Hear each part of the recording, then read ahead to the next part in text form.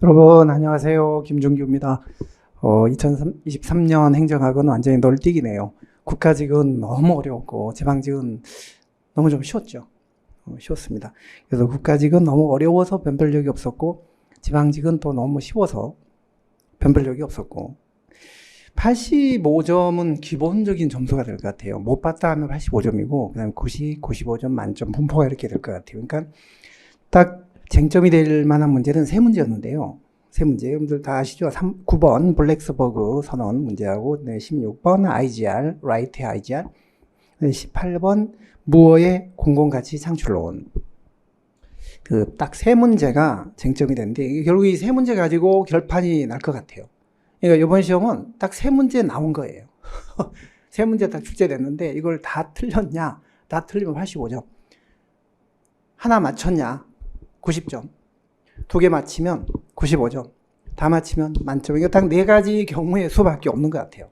85, 90, 95 만점. 그러니까 만점 맞았으면 잘 보신 거고요. 95점이나 한 문제는 뭐 실수하실 수도 있어요. 95점 만점은 잘 보신 거고 90점은 중간 정도 본 거예요. 실제 지금 우리 현재까지 시험 보신 분들 그 공단기 뭐죠 거기 풀 서비스 그 입력한 거 보니까 합격 커트라인이 행정학도 그렇고 딴 과목도 전체적으로 평균 한 87점 정도 나오는 것 같아요. 그러니까 87에서 90점 정도면 보통으로 본 거예요. 85점은 못 보신 거예요. 85점은. 옛날에 지난번 국가직 같은 경우는 85점이면 엄청 잘 보신 건데 이번 지방직은 85점 받았으면 못 보신 거예요. 그러니까 우리가 이게 문제가 너무 쉬워도 참 이게 문제예요. 네 문제, 딱 세 문제 가지고 싸우는 그런 꼴이 된 거니까요. 출제평은 여러분들 참고하시고요. 일단 이번 시험 문제 분석을 좀 해보면, 난이도부터 분석을 해보면, 시험 문제, 이게 75%가 난도가 하입니다, 하. 상황에 해당하는 게 아까 말씀드린 딱 세 문제. 9번, 16번, 18번. 국가직 같은 경우는 난도가 이렇게 돼 있었는데, 지방직은 반대로 이렇게 돼. 중요도별도 마찬가지. 지방 국가직 때는 CD급에서 문제가 많이 나왔거든요. 그런데 이번에는 A급, B급에서 16문제니까 이게 몇 프로예요? 거의 한 80%? 80%가. 국가직은 이렇게 돼 있었는데 이번 지방직은 이렇게 돼서 A급, B급, 즉 중요하고 우리가 많이 반복하고 강조했던 그런 부분에서 문제가 많이 나왔다는 얘기거든요. 그런 게 상대적으로 여러분들이 느끼기에 좀 쉽게 느껴졌을 것 같아요. 그 다음에 기출 여부도 보시면은 기출 문제 거의 그대로 나온 게 12문제고요. 변형된 게 한 5문제고 신경향이 3문제, 지금 자세히 보니까 4문제 정도 되긴 하더라고요. 그래서 지난번 국가직 때는 이게 이렇게 돼 있었거든요. 이렇게. 근데 이번 지방직은 이렇게 되니까 당연히 많이 접해보시고 보셨던 그런 문제, 뻔한 문제. 뻔한 문제가 17문제인 거죠. 뻔한 문제가. 그게 85점. 그러니까 이런 출제 경향을 종합해 볼 때 체감 난이도가 쉬울 수밖에 없었다. 물론 또 이렇게 쉬워도 못 보신 분들은 아이고 다 쉬웠다는데 나만 또 못 봤네 속상하시겠지만 아무리 문제가 쉬워도 실수를 한두 문제씩 해요. 그래서 만점을 받는다는 게 이게 쉬운 일은 아니에요. 그래서 만점 받는 학생도 물론 있겠지만 뭐 90점, 95점 정도면 잘 보신 편이고 85점대부터는 그게 잘 보신 거는 아니라고 봐야 될 것 같아요. 그 다음에 분야별로 보면 이건 큰 의미는 없는 건데요. 거의 뭐 서너 문제 출제가 됐고, 화학류, 전자정보, 화학류, 뭐, 이런 데서는 문제가 나오지 않았어요. 자, 그러면 1번 문제부터 보도록 하겠습니다. 자, 그러면 1번 문제부터 보도록 하겠습니다. 자, 1번은 계급제에 대한 문제인데 옳지 않은 게 있거든요. 이건 정말 뻔한 문제예요. 1번은 직위분리제예요. 설명도 필요 없어요, 사실은. 자, 직위분리제, 계급제. 직위분리제는 직무 중심이다. 객관적이다. 계급제는 사람 중심이다. 사람의 출신, 태생, 계급, 학력 이런 걸 가지고 사람을 중심으로 분류하는 거고 요거는 직무를 중심으로 분류하는 건데 지금 이거는 문제가 직무의 속성을 중심으로 분류한다고 했으니까 1번은 직위분리제. 나머지는 계급제. 제가 수업 때 다 설명했고 공부했던 내용들. 자, 2번 윈츠버그 조직위원 단기전사임이잖아요. 단기전사임 단순구조 기계적 관료제 전문관료제, 사업부제, 그 다음에 에도크라시, 임시특별조직 1, 2, 3번 포함되고 사안은 포함되지 않죠. 홀라크라시 처음 들어보셨을 거예요. 근데 이걸 처음 들어보셔도 문제 푸는 데는 지장이 없잖아요. 참고로 홀라크라시 그렇게 뭐 중요한 개념은 아닌데요. 이 에도크라시라는 개념이 등장할 때 같은 비슷한 시기에 1967년입니다. 정확하게는 영국의 캐슬러라는 학자가 주장한 개념인데요. 캐슬러가 주장한 이 홀라키라는 개념이 있어요.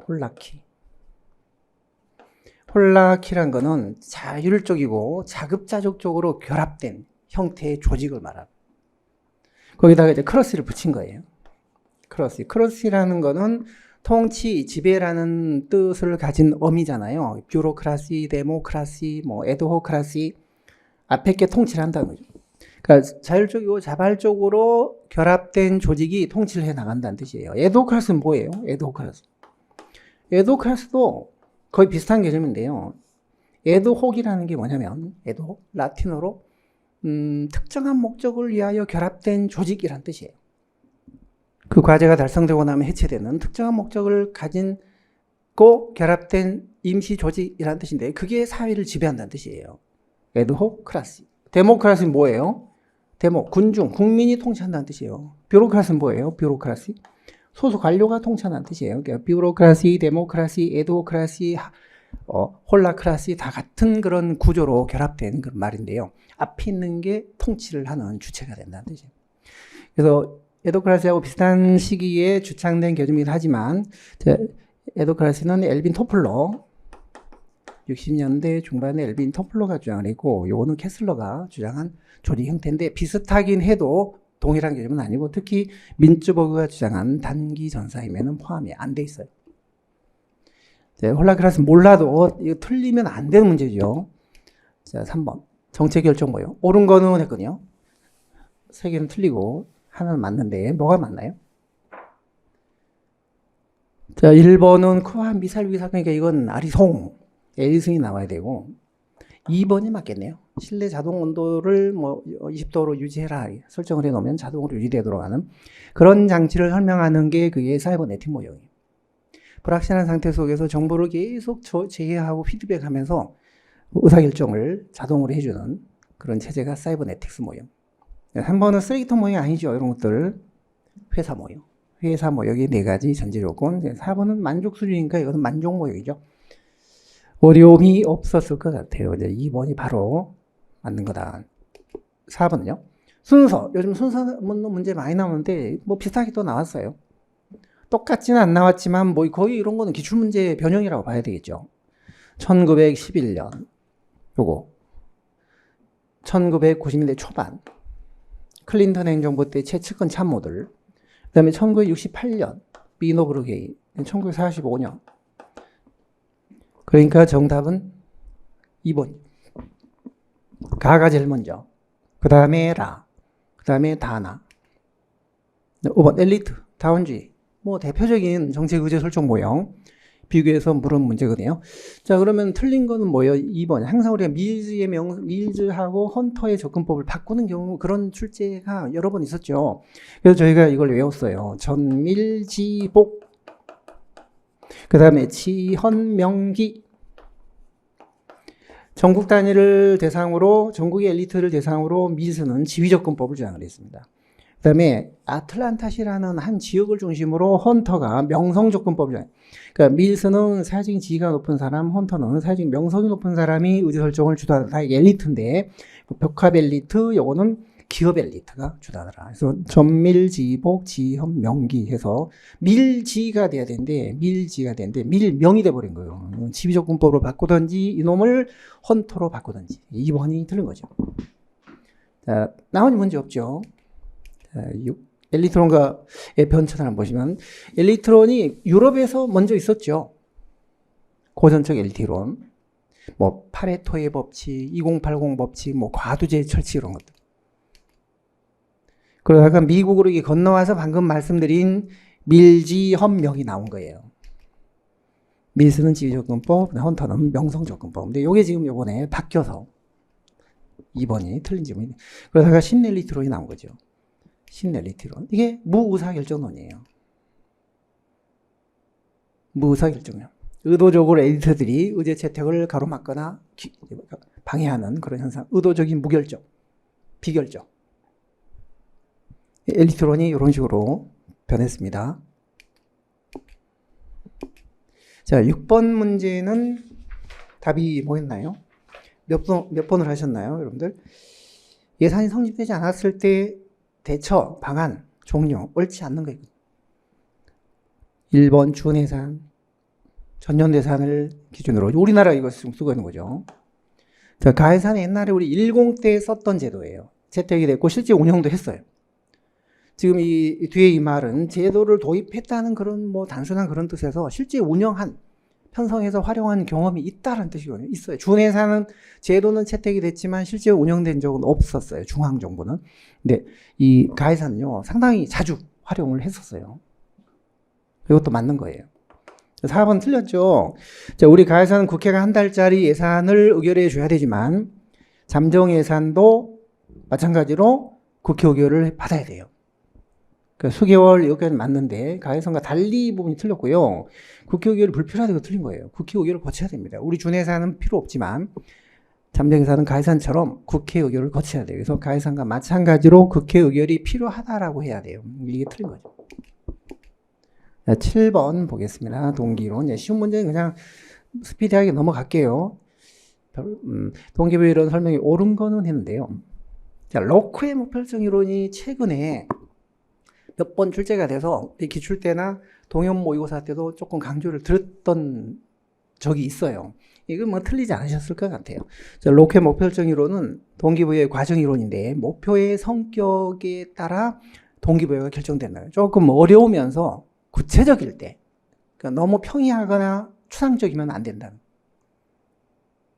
목표가 조금 도전적이고 어렵고 명확할 때 동기부여 효과가 있다. 1번은 맞는 거예요. 자, 2번은 이건 좌절 퇴행을 고려하지 못했죠. 이걸 고려한 거는 메슬로우 이론을 보완한 엘더퍼의 ERG 이론이에요. 그다음에 3번은 V브름의 기대 이론이에요. 그다음에 4번은 위생요인 이론, 위생요인 만족요인, 욕구충족 이계 요인 이론, 허즈버그의 이론이에요. 1번만 맞고 나머지는 다 사람이 이론이 바뀌었어요. 1번만 맞습니다. 8번 품목별 예산. 예산 제도 중에서도 제일 쉬운 게 품목별 예산인데 그 쉬운 것만 골라 낸 것 같아요. 자, 1번 공무원들의 부패나 이런 걸 막기 위해서 책임과 통제를 강화하기 위해서 그리고 전략과 능률을 위해서 1921년 미국에서 예산회계법이 제정이 되면서 이 품목별 예산이 가장 먼저 최초로 도입이 됐어요. 책임 확보와 통제가 주 목적이에요. 공무원들이 많이 공급을 횡령하고 이렇게 낭비하고 있기 때문에 그 횡령 부정을 막고 절약과 능률을 향상시키기 위한 1번이 맞습니다. 1번. 틀린 거 찾은 거니까 2번이 틀렸네요. 요거는 사업별 예산이 아니라 개개 항목별로 예산을 편성하기 때문에 사업의 목적이나 성과나 계획이나 우선순위 이런 걸 알 수가 없어요. 정부가 이 품목을 뭐 하려고 하는지 구입하는지를 알 수가 없어요. 아예. 사업의 우선순위, 타당성 따질 수가 없어요. 성과. 책임과 통제 중심이다. 맞습니다. 성과에 대해서는 파악이 어렵다. 맞습니다. 2번만 틀렸고요. 다 맞는 말. 자, 9번은 이제 이 문제가 좀 지금 보니까 여러분들이 처음 들어봤다. 처음 들어보셨을 수 있어요. 좀 생소한 용어이긴 합니다.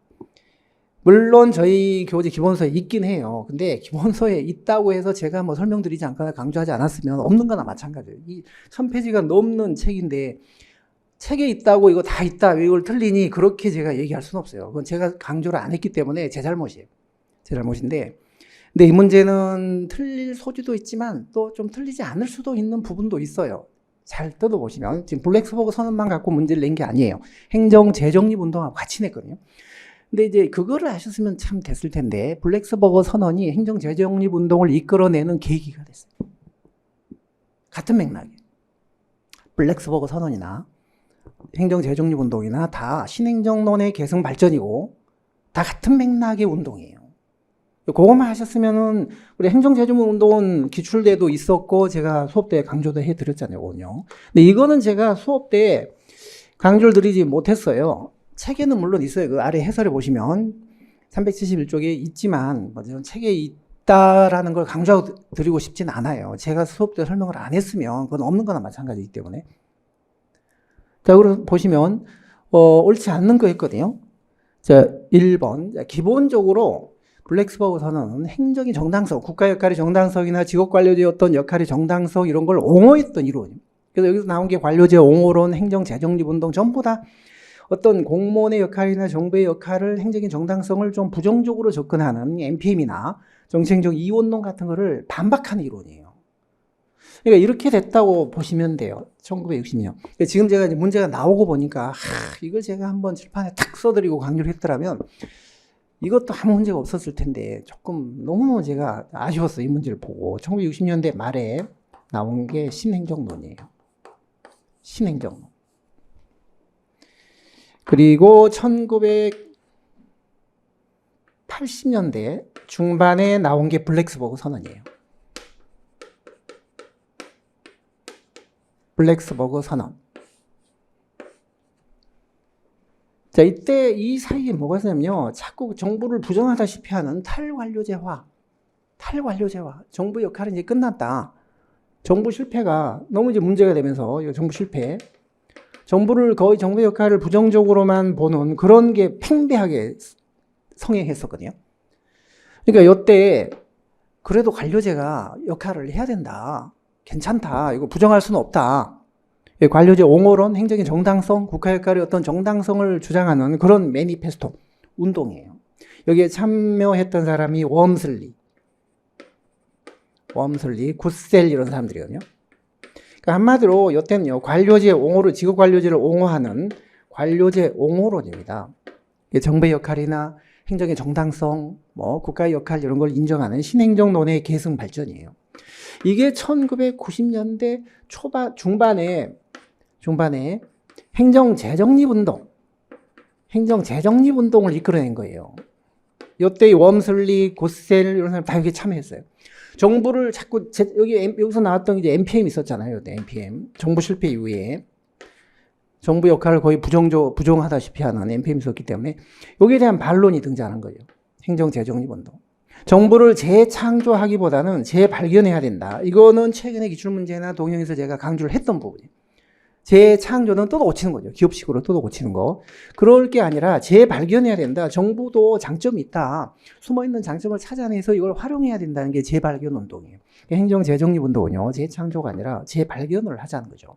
재창조는 이건 NPM이에요. 자, 이게 거버넌스에 영향을 미쳤고요. 거버넌스. 1990년대 중반에 결국 이런 운동이 거버넌스가 됐고 여기서 MPS가 나온 거예요. 1990년대 후반에 말에 MPS 신공호 서비스. 여기 또 이어졌던 게 이제 90년대 말서부터 2000년대 초까지 공공가치 관리론. 이번에 또 뒤에 나오는 18번인가요? 무어의 공공가치 창출론. 공공가치 창출론. Public Value Creation.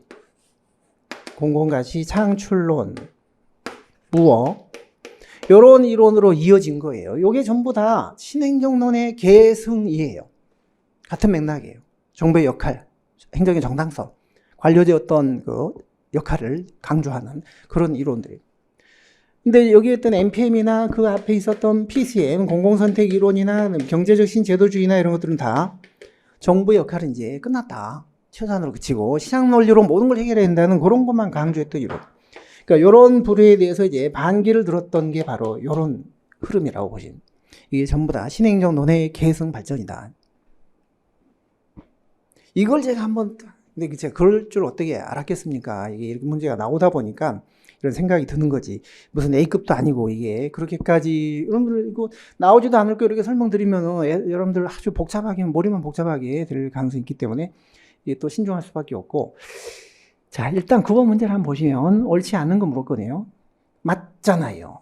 행정의 정당성을 침해하는, 부정하는 국가는 필요 없다. 이런 분위기에 대한 어떤 비판이에요. 그리고 이게 행정 재정립 운동으로 이어졌어요. 조금 옹호했다. 맞아요. 그 다음에 3번 정부를 뜯어고 집어넣는 재창조라는 게 리인벤팅 거버먼트는 신자유주의, 신공공관리론이에요. 기업형정, 미국의 기업형정부. 완전 정보를 기업식으로 뜯어 고쳐야 된다는 건데 이건 그게 아니라 재발견해야 된다. 리파운드. 4번 어때? 블랙스버그 선언은 시기 자체가 이게 1990년대 1985년이에요. 85년. 예, 선행정학이라고 돼 있는데 선행정학. 저희 연구원도 직업병이 걸렸네. 이게 신행정학인데 선행정학. 태동을 가져왔다가 아니라 신행정학이 계승 발전이긴 하지만 신행정학을 태동시킨 건 아니에요. 이게 시기적으로 1968년이잖아요. 민호부록이. 아니면 뭐 그 분위기가 확립된 건 1970년대 초. 근데 블랙스버그 선언은 1980년대 중반이에요. 85년부터 87년까지. 그러니까 태동을 가져왔다. 신행정학이 계승 발전이라는 평가를 받는다. 그랬더라면 맞을 텐데 이렇게 하면 틀린 거예요. 그러니까 이게 문제가 좀 난도가 높았어요. 이번 문제 중에 제일 어려웠던 문제인 건 사실이에요. 제일 어려웠던. 그러나 행정재정립운동은 이거는 맞다. 자, 이것도 맞다. 이건 저 수업 때 강조를 들었기 때문에 그러니까 이 두 개는 일단 답이 아니기 때문에 1번하고 4번 중에 고민을 하셨을 것 같은데 어느 분은 맞고 어느 분은 틀렸고 하셨겠죠. 행운을 빕니다. 행운을 빕니다. 2번, 3번은 아니라는 건 아셨을 거예요. 제가 설명을 드렸기 때문에. 근데 중요한 거는 블랙스버그 선언도 행정재정립운동하고 같은 맥락으로 신행정학의 계승 발전이었다. 그렇게 연결시켰으면 어려움이 없을 텐데 이제 그 얘기를 제가 못 드린 게 한이 되네요. 어쩔 수 없죠. 자, 그래서 답은 4번이었어요. 자, 10번 문제. 정보 예산 종류 옳지 않는 거는 자, 답이 뭐였어요? 3번이죠. 특별회계도 법정 예산입니다. 기금은 예산이 아니지만 기금도 국회 심의결을 받는데 특별회계가 안 받으면 안 되죠. 받지 않는다. 틀린 거죠. 11번 지방정보사무 옳지 않다. 이거는 고단기, 고유사무, 단체임사무, 기관임사무를 구분하라는 문제인데 1번이 틀렸잖아요. 기관임사무는 국가하고만 관련된 사무고 지방과는 관련이 안 되기 때문에 국가가 전액 경비 부담을 해야 돼요. 그게 바로 위탁금이에요. 위탁금. 보조금의 일종. 공동부담하는 거는요. 단체임사무예요. 1번이 틀린 거죠. 자, 우리 자치단체 회의사무 고단기. 이거는 자치단체 자체에게 위임된 거예요. 그러니까 단체장과 지방의회에게 공동으로 위임된 거예요. 여기 보시면 단체임사무는 집행기관장한테 임한 게 아니라 지방정부 자체. 이 말은 단체장과 지방의회에 공동으로 위임한다는 뜻이에요. 이건 단체장한테만 집행을 위임한 거죠.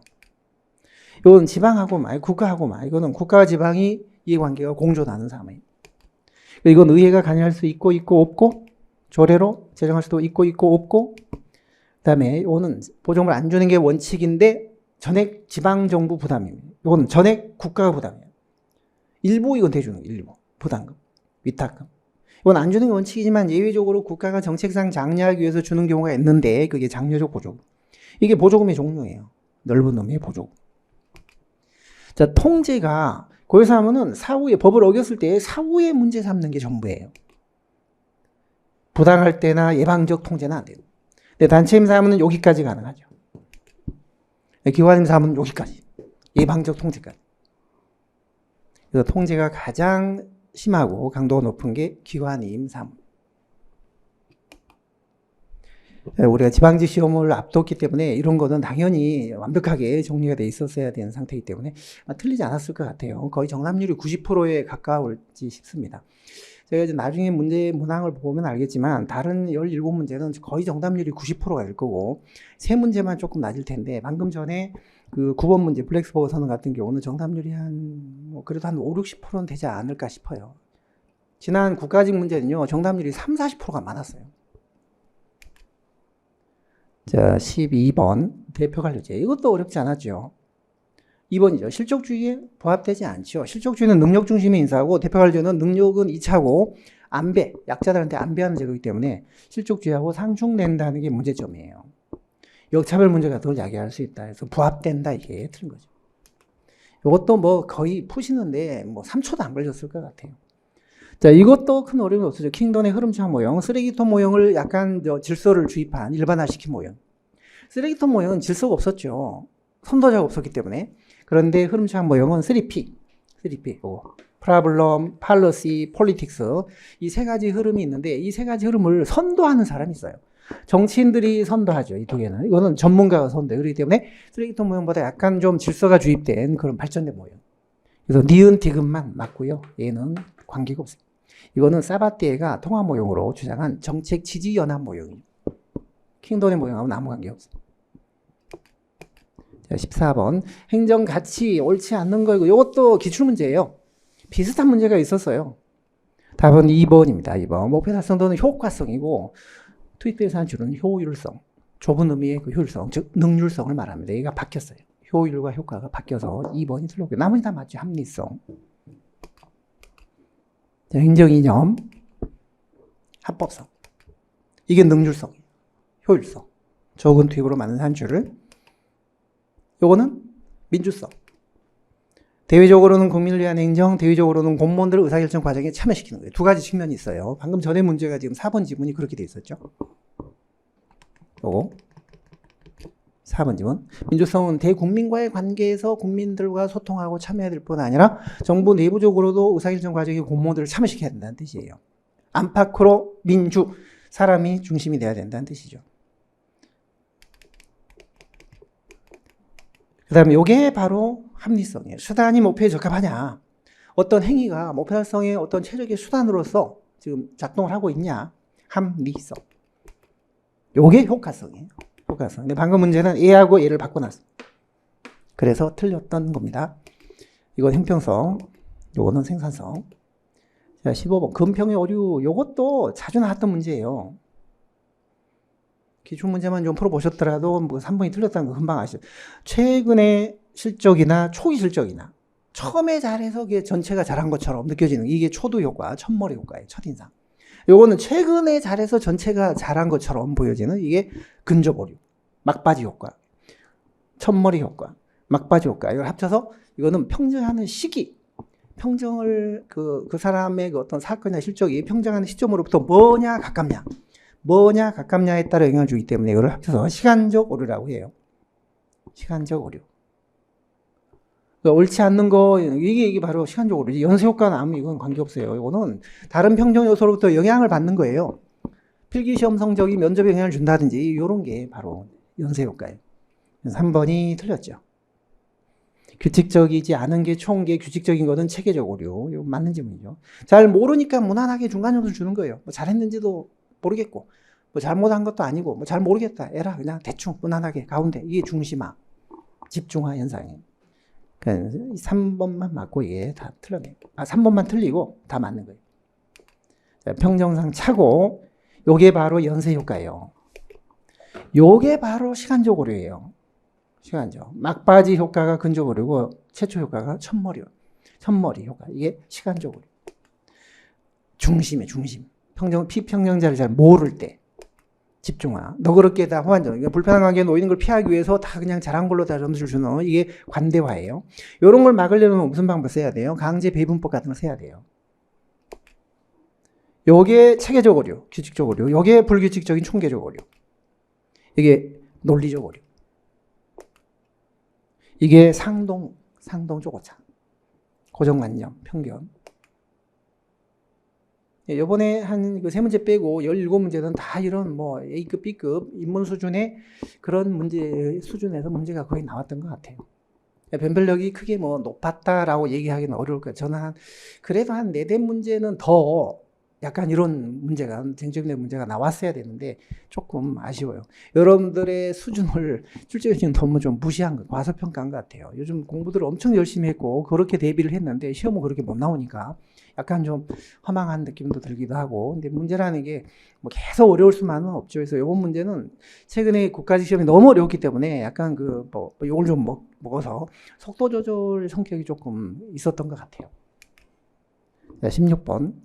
요는 조금 쟁점이 좀 됐었던 문제인데요. 잘 보시면 1번하고 3번하고 4번은 전혀 문제가 없어요. 권력 관계가 누가 권력을 많이 가지느냐, 서로 기능 간에 의존 연결이 돼 있냐, 완전 분리돼 있냐.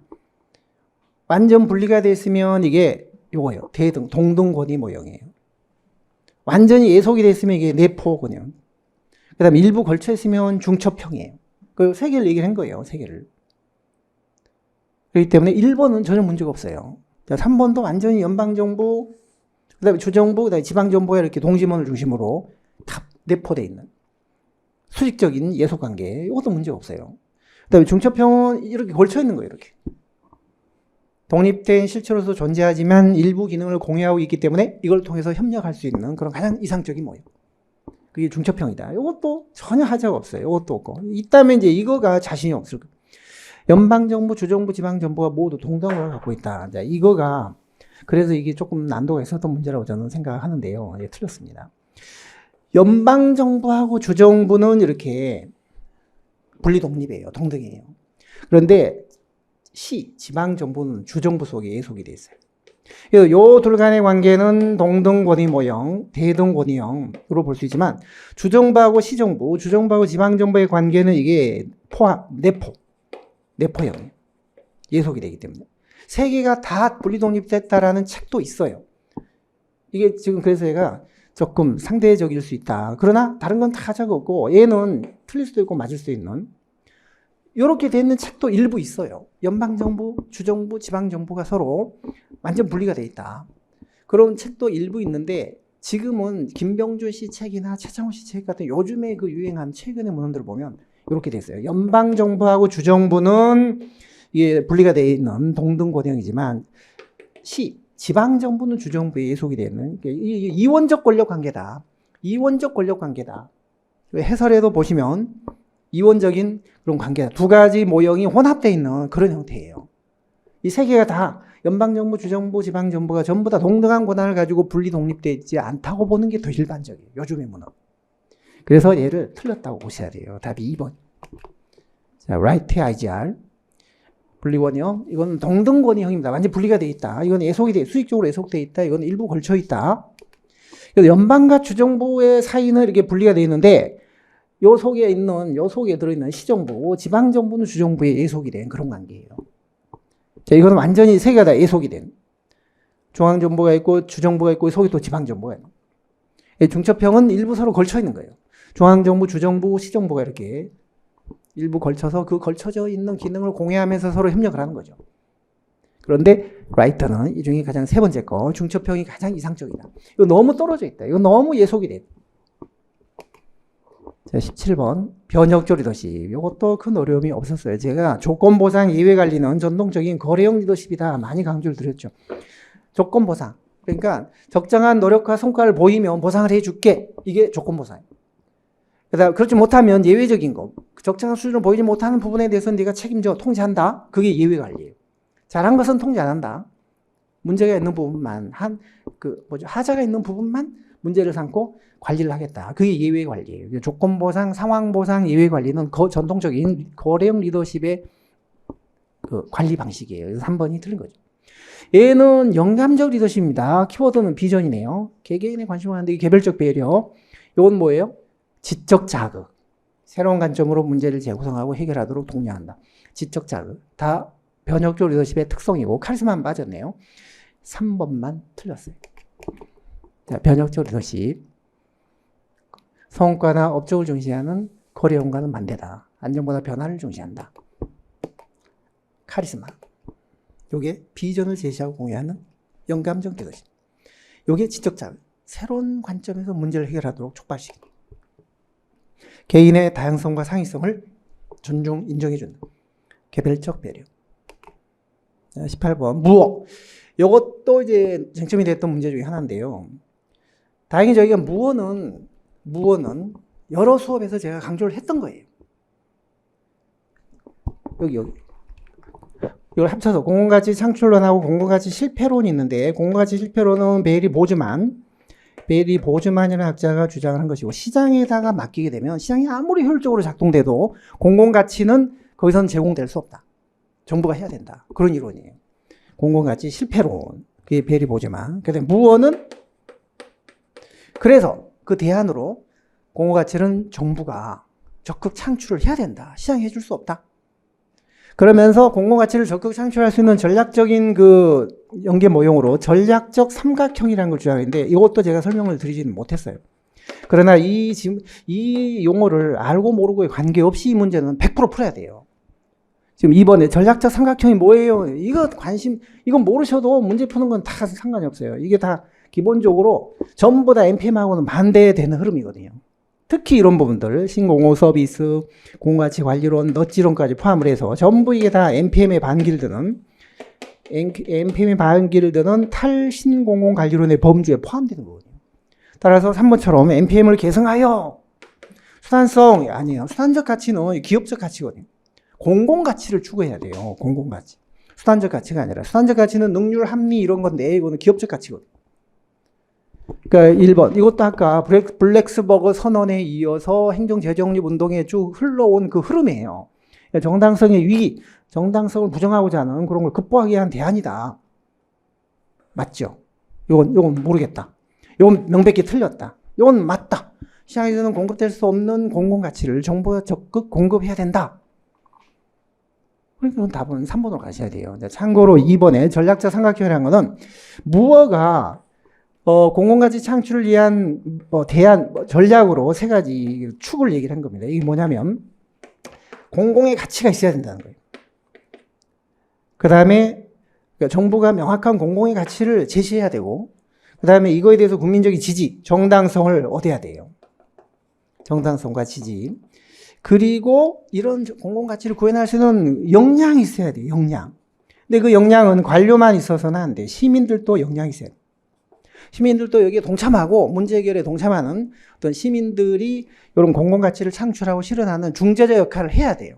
정부가 독단적으로 하는 게 아니에요. 그래서 공공의 가치가 존재해야 되고 여기에 대한 국민적 정당성과 지지를 얻어야 되고 그 다음에 이걸 구현할 수 있는 역량이 있어야 되는데 그 역량이 관료들과 시민들의 역량이 함께 필요해요. 요 세 가지가 절대적으로 필요하다는 거죠. 공공가치를 창출하려면. 이게 전략적 삼각형 모형인데요. 행정학 문헌에는 어디에도 소개된 게 없어요. 없는데 경영학에 나와 있더라고요. 보니까. 경영학. 앞으로는 조금 나올 수도 있을 것 같은데 여러분들 앞으로 시험 공부 안 하실 거니까 내년도에도 하실 거예요. 올해로 다 합격하셔서 끝나셔요. 실은 오늘이 제 생일이에요. 6월 10일이 제 생일인데 제가 아침에 미역국을 먹으면서 오늘 시험 보는 여러분들 다 합격하기를 정말 간절히 기도를 했거든요. 여러분들 합격으로 저의 생일을 축하해 주시면 돼요. 이게 가장 최선의 그일 것 같아요. 다 합격하시겠죠. 자, 그래서 이 문제는 답이 3번이었어요. 저는 딱 보면 저건 틀렸다.